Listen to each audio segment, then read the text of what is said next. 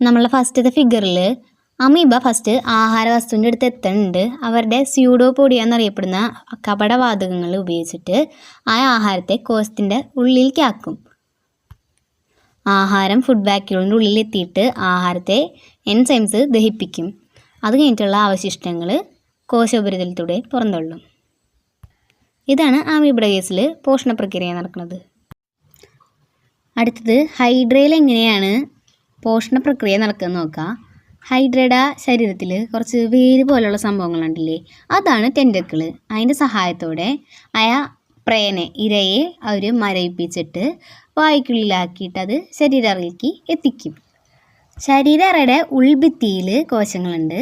ആ കോശങ്ങൾ എൻസൈംസ് ഉൽപ്പാദിപ്പിക്കുന്ന എൻസൈംസിൻ്റെ പ്രവർത്തനത്താൽ ശരീരത്തിൻ്റെ അറയിൽ വെച്ച് തന്നെ എന്ത് നടക്കും, ദഹനം ആരംഭിക്കും. അതിനെയാണ് എന്ത് പറയുക, കോശബാഹ്യ ദഹനം എന്ന് പറയുക.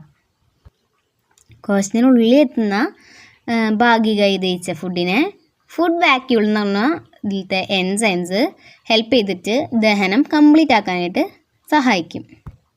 അതിനെയാണ് കോശാന്തരിക ദഹനം എന്ന് പറയുക. ലാസ്റ്റ് ബാക്കിയുള്ള അവശിഷ്ടങ്ങൾ അവർ വായിൽ കൂടെയാണ് പുറന്തള്ളുക. നെക്സ്റ്റ് ഉള്ള ക്വസ്റ്റ്യൻ ആണ്,